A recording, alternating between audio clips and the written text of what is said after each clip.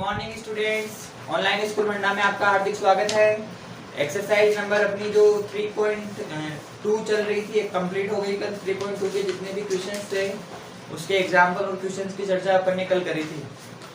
आज अपनी जो नेक्स्ट एक्सरसाइज है वो है द्विघात समीकरण का व्यापक रूप से द्विघाती सूत्र बना करके पूर्ण वर्ग विधि से हल करना। पूर्ण वर्ग विधि के माध्यम से अपन एक द्विघात समीकरण का एक सूत्र है जिसे धराचारी विधि बोलते हैं उसको लाएंगे और उसके बाद में उस धराचारी विधि के जो अनुप्रयोग है उनकी चर्चा करेंगे। ओके स्टूडेंट्स, तो द्विघात समीकरण का जो व्यापक रूप होता है वो क्या होता है, पहले बात कर लेते हैं एक द्विघात समीकरण की। द्विघात समीकरण को वर्ग समीकरण भी बोलते हैं, स्क्वायर इक्वेशन भी कहा जाता है। ओके, द्विघात समीकरण को वर्ग समीकरण भी कहा जाता है। आपके पास में इसके दो रूप हो सकते हैं, ax square plus c equals to 0 या ax square plus bx plus c equals to 0। इसको द्विघात समीकरण का लघु रूप कहा जाता है और ये इसका दीर्घ रूप है। ओके, फॉर एग्जांपल आपके पास में इससे संबंधित एक एग्जांपल है 2x square minus 8 equals to 0 और इससे संबंधित एक एग्जांपल है 4x square plus 2x minus 8 equals to 0। Okay students, तो यहाँ पर ये द्विघात समीकरण का लघु रूप अगर इससे कंपैरिजन करें तो ये अपने पास में द्विघात समीकरण का लघु रूप बनेगा, ये दीर्घ रूप है।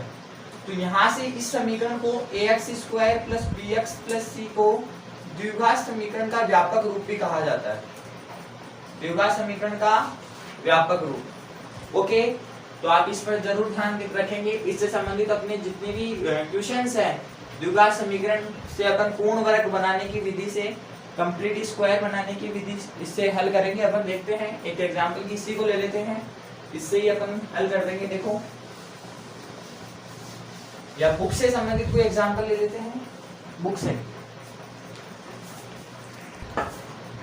ओके स्टूडेंट्स, आपके पास में एक इक्वेशन दिया हुआ है। इस इक्वेशन को द्विघात समीकरण जो आपको दिया हुआ है इसको पूर्ण वर्ग बनाने की विधि से हल करना है, पूर्ण वर्ग बनाने की विधि से। तो इसके कुछ चरण होते हैं, कुछ स्टेप्स हैं जो आपको फॉलो करते हुए इसको हल करना है। पहला जो स्टेप जो होगा वो ये है कि आपको अक्ष स्क्वायर को इकाई बनाना है, अक्ष स्क्वायर को इकाई बनाना है।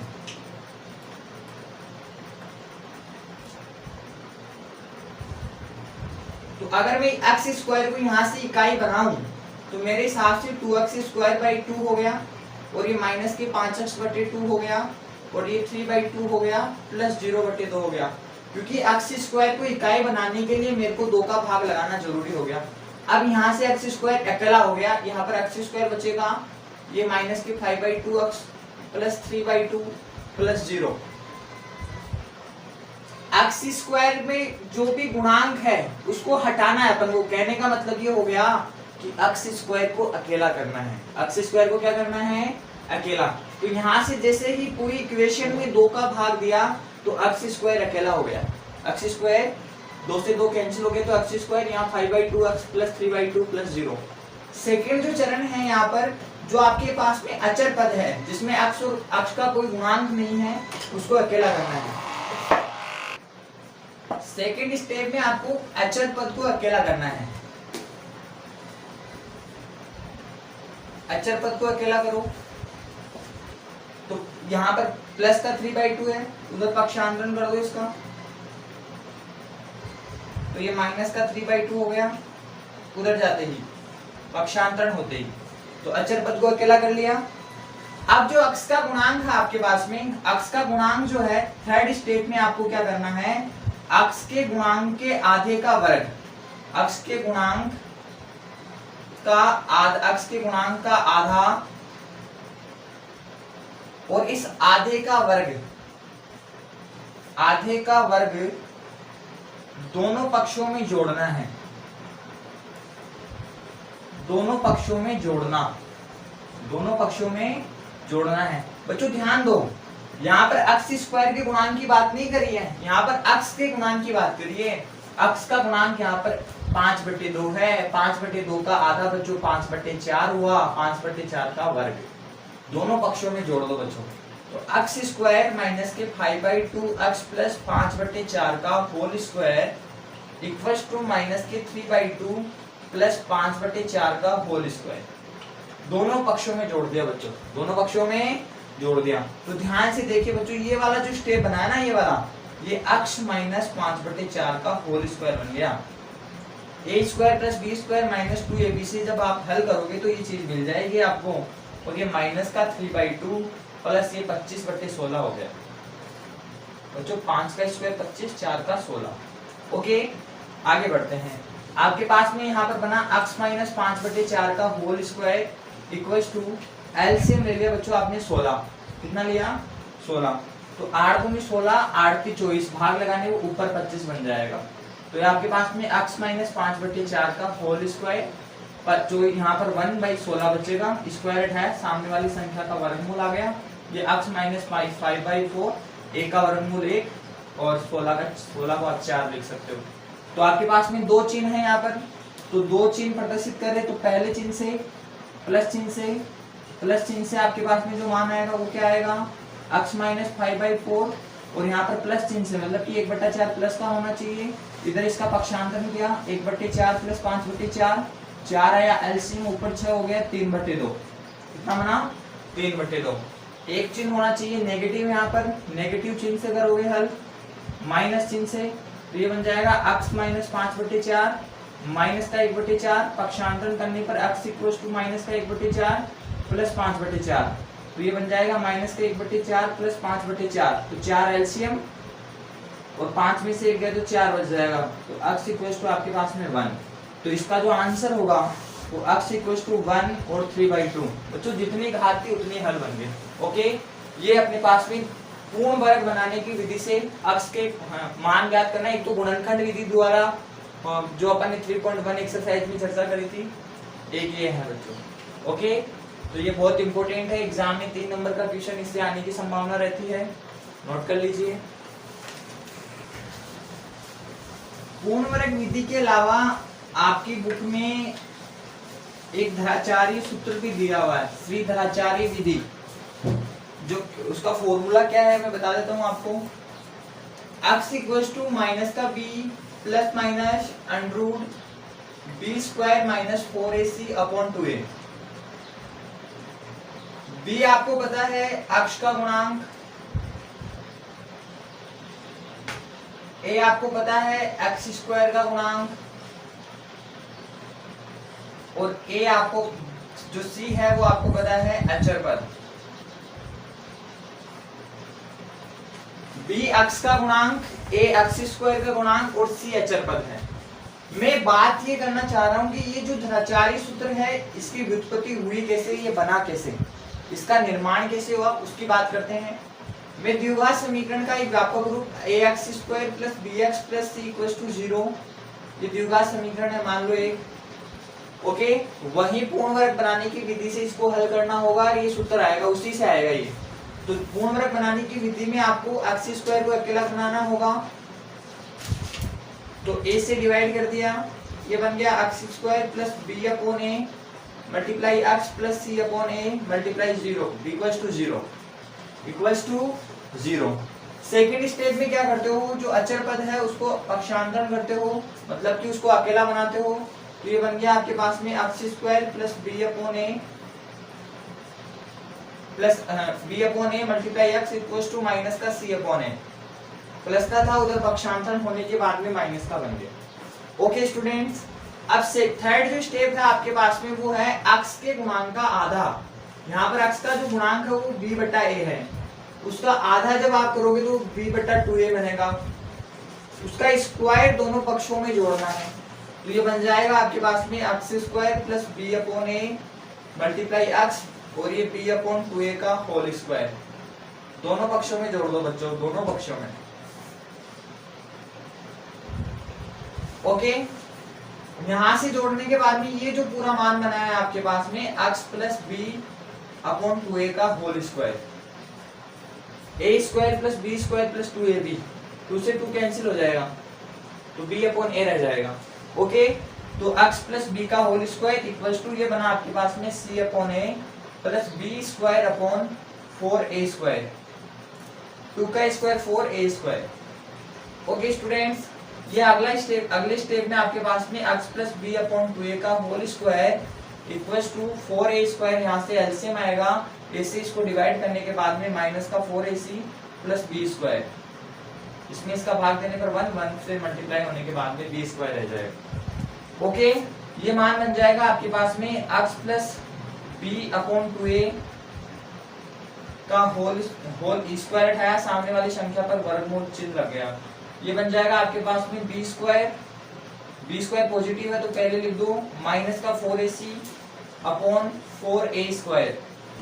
ओके स्टूडेंट्स, ये बन गया आपके पास में x plus b upon 2a, square तो हट गया, यहाँ से बन जाएगा root b square minus 4ac। बच्चों 4 का वर्गमूल 2, फिर रूट a स्क्वायर बना तो स्क्वायर से कैंसिल हो जाएगा रूट, तो 2a, नीचे क्या आएगा 2a। ओके, आगे देखो, और प्लस माइनस चल रहा है बच्चों, प्लस माइनस चल रहा है, जैसे ट्रू लगाया ना सामने वाली संख्या पर तो प्लस माइनस भी साथ में चलेगा।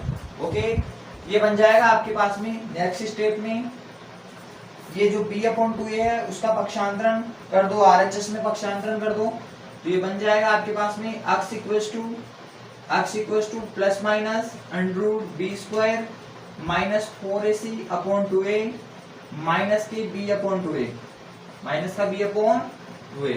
x इक्वल्स टू आपके पास में एलसीएम आया 2a, बचा गया आपके पास में plus minus under root b square minus 4ac minus b। बच्चों माइनस b को आगे लिख दो, तो ये बन जाएगा आपके पास में माइनस का b plus minus under root b square minus 4ac upon 2a। बच्चों ये द्विघात समीकरण का जो धराचारी विधि थी उसका सूत्र इस तरीके से बना है, अपन ने पूर्ण वर्ग बनाने की विधि से इसको हल किया है और ये इस तरीके से आया है, जहां पर आपके पास में a क्या b क्या है, x का गुणांक, a x स्क्वायर का गुणांक और c अचर वर्ग, सारे मान इसी से बन जाएंगे। और ये जो मान बना ना अंदर b स्क्वायर माइनस 4ac, उसको बच्चों उसको बोलते हैं d, डेल्टा से प्रदर्शित करो या d से, और हिंदी में इसको विभक्तिकार बोलते हैं बच्चों, विभक्तिकार या विवेचक।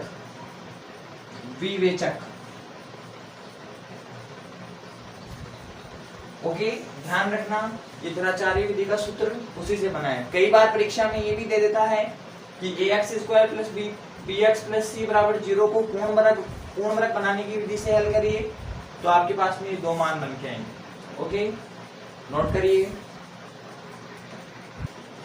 ओके स्टूडेंट्स, ध्यान देवे, द्विघाती जो सूत्र था अपने पास में धराचारी विधि, वो क्या, धराचारी विधि का सूत्र अपन ने x इक्वल्स टू माइनस का b plus minus b square minus 4ac upon 2a, ये अपन ने ज्ञात किया है। अब इसका प्रयोग करते हुए मूल कैसे ज्ञात करते हैं, मूल ज्ञात करना है बच्चों इसका प्रयोग करते हुए। तो आपकी बुक में कुछ एग्जांपल्स दिए गए हैं, उन एग्जांपल्स की चर्चा कर लेते हैं। एग्जांपल्स तो है ही नहीं, इससे संबंधित एक एग्जांपल है जिसकी बात कर लेते हैं। 2x square minus 7x plus 3 equals to 0 को द्विघाती सूत्र का प्रयोग करते हुए हल कीजिए। ध्यान देवे, द्विघाती सूत्र का प्रयोग करते हुए इसके मूल शून्य हल ज्ञात करने हैं अपन को। देखिए अपने पास में ax square plus bx plus c equals to 0 से इसका कंपैरिजन करने के बाद में a इक्वल्स टू 2 आया। x स्क्वायर का गुणांक यहाँ पर 2 है, तो यहाँ पर x स्क्वायर का गुणांक a है, तो कंपैरिजन से a की वैल्यू 2 मिल जाएगी, और b की जो वैल्यू आएगी वो माइनस की 7 आएगी।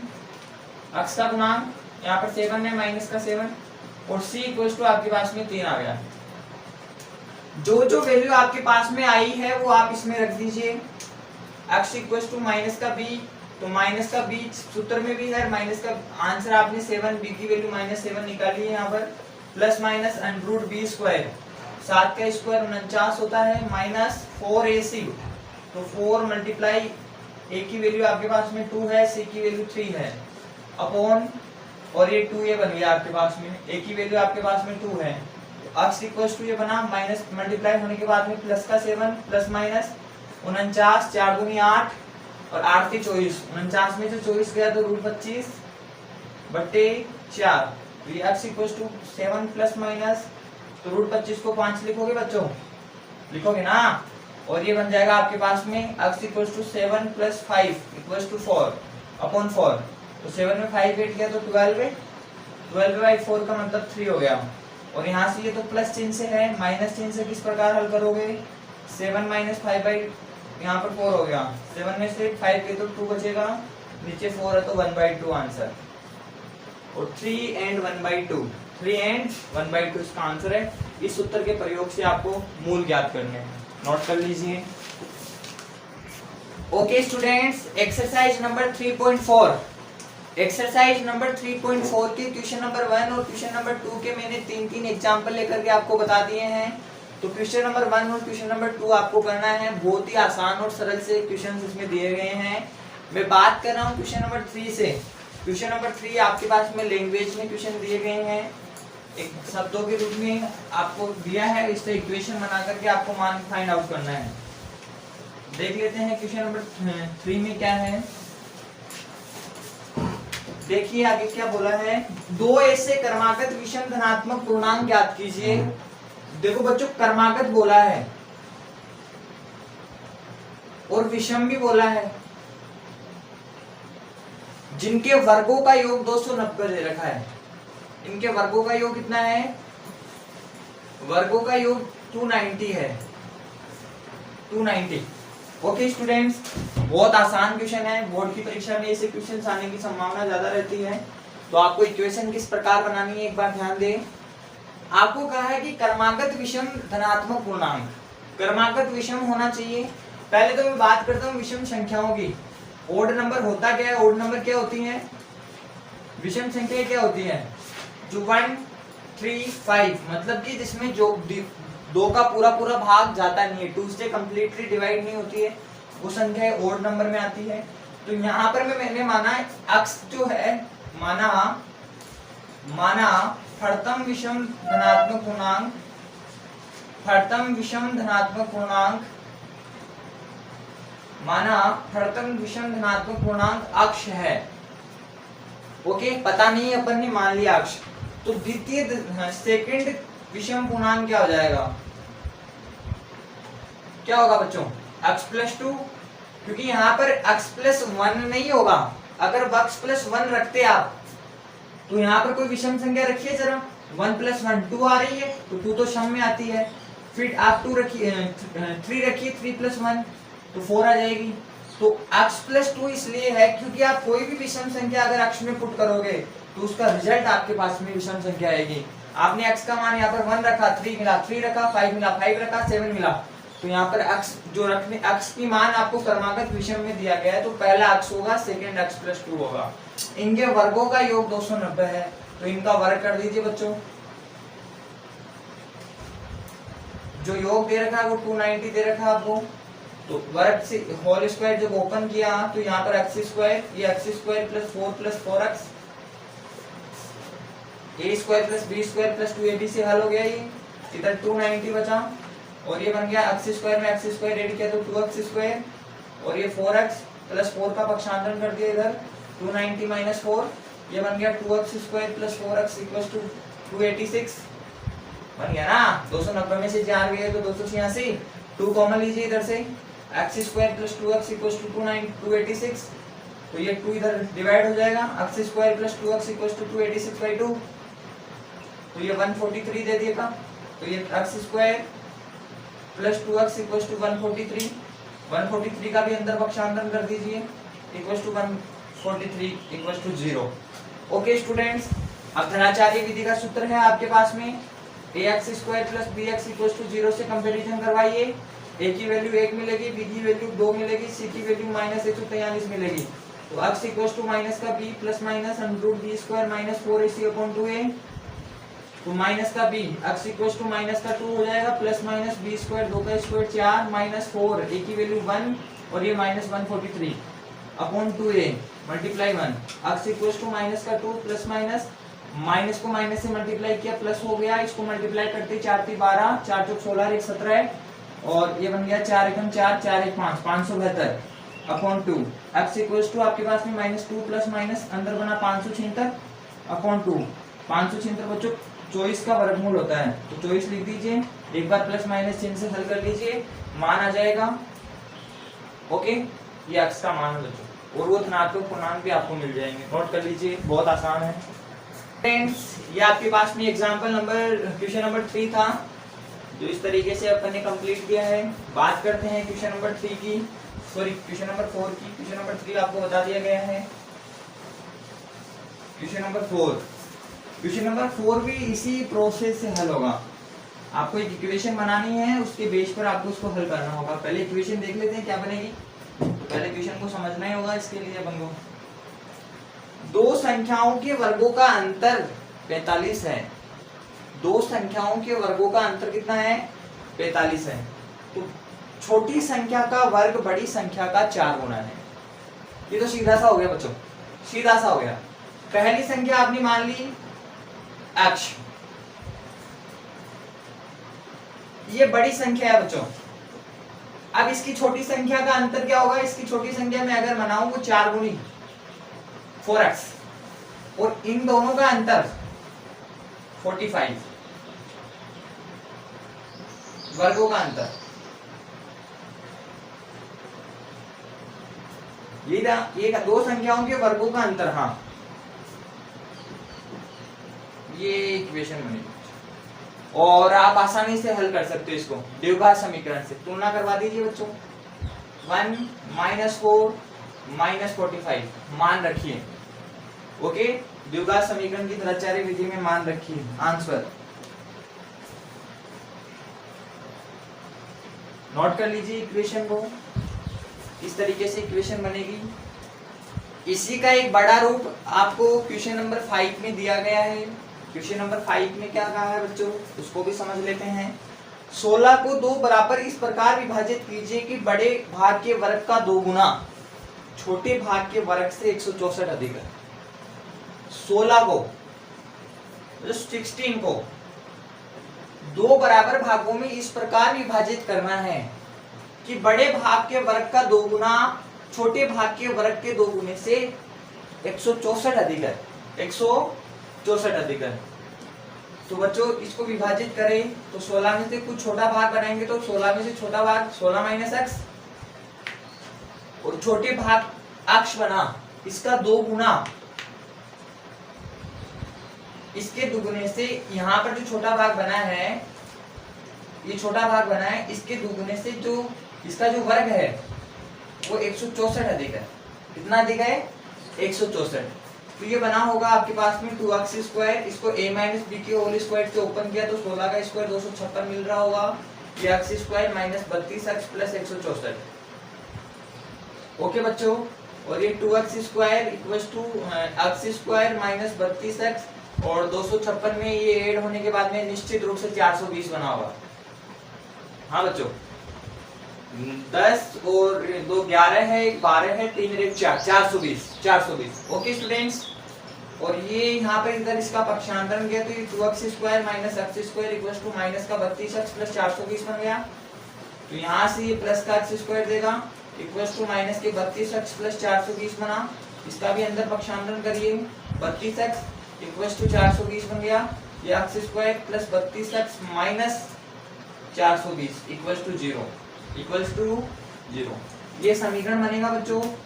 आप कंपैरिजन कर सकते हो, a = 1, b = प्लस के 32, c = माइनस के 420, और उसी द्विघात समीकरण की द्विचारी विधि से इसको हल करके x की वैल्यू निकालनी है। जो मान आता है वो यहाँ पर जरूर रखें, 16 में से कुछ माइनस जरूर करें, फिर वर्ग करें, मान निकालिए।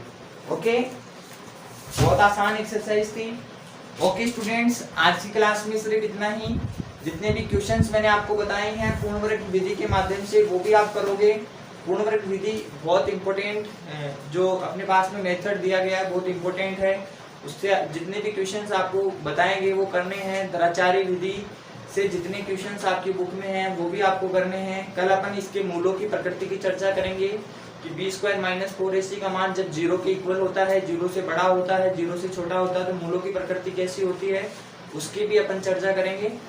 ठीक है, तो आप क्लास को जितने भी अभी तक जो लोग हमसे जुड़े नहीं हैं तो आप उनको जरूर जोड़ें और ज़्यादा से ज़्यादा शेयर करें। और चैनल को अभी तक आपने सब्सक्राइब नहीं किया तो चैनल को जरूर सब्सक्राइब करें। धन्यवाद।